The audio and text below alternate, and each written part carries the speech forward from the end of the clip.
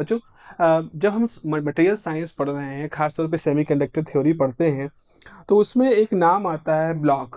Block के बारे में ब्लॉक थ्योरम पढ़ते हो। ब्लॉक थ्योरम को ही क्रॉनिक पेनी मॉडल में यूज किया जाता है, और उसी क्रॉनिक पेनी मॉडल को से ही हम आगे बैंड थ्योरी ये सब के बारे में बात करते हैं।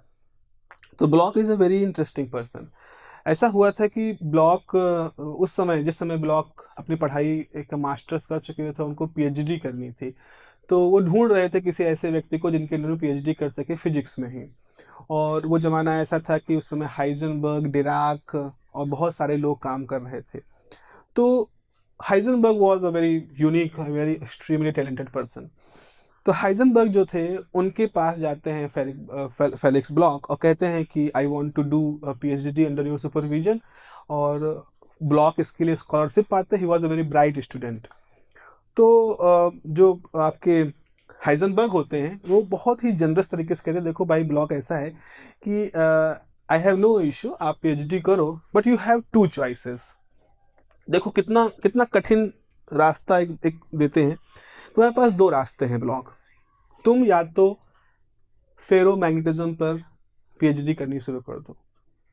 फेरोमैग्नेटिज्म एक ऐसा टॉपिक था जिसपे उस समय हाइजेनबर्ग काम कर रहे थे। Exchange theory, exchange force theory, बहुत कुछ था जो जीनियस हाइजेनबर्ग काम कर रहे थे। तो एक तो तुम फेरोमैग्नेटिज्म पे काम करना शुरू कर दो। फेरोमैग्नेटिज्म मेरा इस समय इंटरेस्ट का टॉपिक है, तो तुम्हें कोई दिक्कत नहीं होगी, तुम्हारे प्रॉब्लम हो जाएंगी, तुम्हारे पब्लिकेशन हो जाएंगे, तुम्हारी पीएचडी आराम से हो जाएगी। जो हम काम कर रहे हैं उसी का एक हिस्सा तुम बनते चले जाओगे और तुम करते चले जाओगे। बहुत आसानी से तुम्हारी पीएचडी हो जाएगी और तुम इस पीएचडी की डिग्री से आगे बढ़ जाओगे। अच्छा, दूसरा तरीका ये है, क्योंकि मैं बहुत व्यस्त हूँ फेरोमैग्नेटिज्म में करने में, मेरे पास कुछ ऐसे काम हैं जो मुझे करने हैं भविष्य में, लेकिन समय नहीं मिल पा रहा है। अब वो काम ऐसे हैं जो पता नहीं कितनी कंप्यूटेशनल पावर उनके लिए चाहिए, कितना उनको कितना कैलकुलेशन उनके लिए चाहिए। ये भी नहीं पता है कि वो आइडिया काम करेंगे भी कि नहीं। और उसमें से एक आइडिया यही था कि सोचो, क्या हम श्रोडिंगर इक्वेशन को पीरियोडिक पोटेंशियल के लिए सॉल्व कर सकते हैं। ये ऐसा एक बहुत हल्का फुल्का आइडिया हाइजेनबर्ग ने ब्लॉक को दिया। अब ब्लॉक के सामने चॉइस रखिए कि या तो फेरोमैग्नेटिज्म पे पीएचडी करो, आसानी से हो जाएगी, आगे बढ़ जाओगे, दिक्कत नहीं, या तो इस प्रॉब्लम पे काम करना शुरू करो। इसमें रिस्क है कि ये भी नहीं मालूम कितना इसमें कंप्यूटेशनल चाहिए, ये भी नहीं मालूम कि इसको डेवलप करने लायक मैथमेटिक्स हमारे पास है कि नहीं।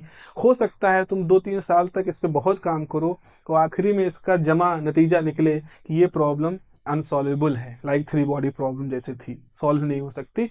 हो सकता है भविष्य में कभी मैथमेटिक्स डेवलप हो तब ये सॉल्व हो।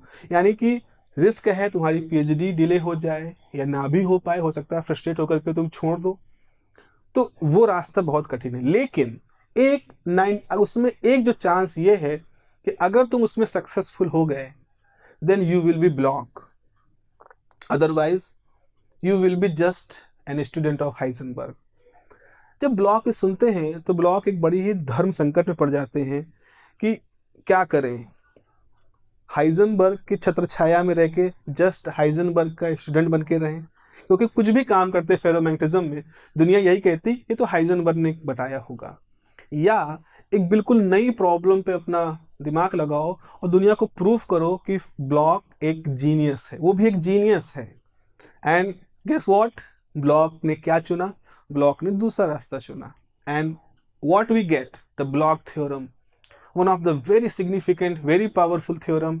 और ना केवल ब्लॉक थ्योरम, ब्लॉक वहीं रुके नहीं, उसने उनको कॉन्फिडेंस दिया। Block theorem, block sphere, quantum computation में हम ब्लॉक क्वांटम स्टेट्स के लिए पढ़ते हैं, बहुत कुछ है जो ब्लॉक का दिया गया है। इवन स्टेटिस्टिकल मैकेनिक्स एक किताब थी जो वो लिखना चाह रहे थे, लेकिन उससे पहले उनका देहांत हो गया। आज भी वो नोट्स बाई फेलिक्स ब्लॉक के नाम से है। तो block, end of course he was a Nobel laureate, he was a genius in the field of physics।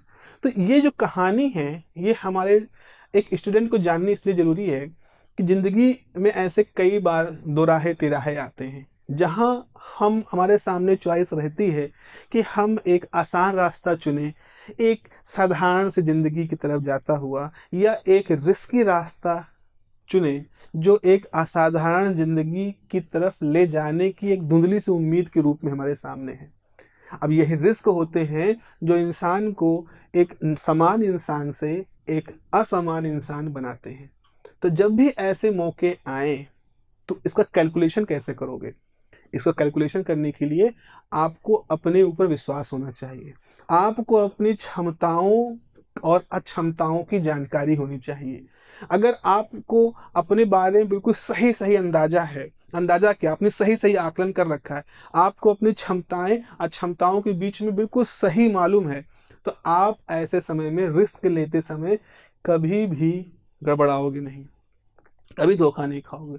धोखा वहाँ होता है जहाँ या तो हम अपने आप को ओवर एस्टिमेट कर चुके होते हैं या हम अपने आप को अंडर एस्टिमेट कर रहे होते हैं। तो हमें मालूम ही नहीं होता कि इस चुनौती के लिए जरूरी जो स्किल्स हैं, जो मानसिक दृढ़ता है, वो हमें है कि भी नहीं, जो ज़रूरत है क्षमताओं की वो हम कर पाएंगे भी नहीं। और बस इसी आधार पर बहुत सारे लोग अपना रिस्क नहीं ले पाते और एक सामान्य रास्ते से, एक सामान्य जीवन से एक सामान्य मृत्यु की तरफ पहुंच जाते हैं। असामान्यता आपको अगर डेवलप करनी है, अपने आप को असामान्य बनाना है, देन आपको इन चुनौतियों को स्वीकार करने के दौरान या उससे पहले अपनी क्षमताओं को बढ़ाना चाहिए और अपने बारे में बिल्कुल सही आकलन करना चाहिए। ठीक है, चलिए इतना ही था ब्लॉग की कहानी। मिलते हैं अगली क्लास में, अपना ध्यान रखिए। Have a nice day, bye bye.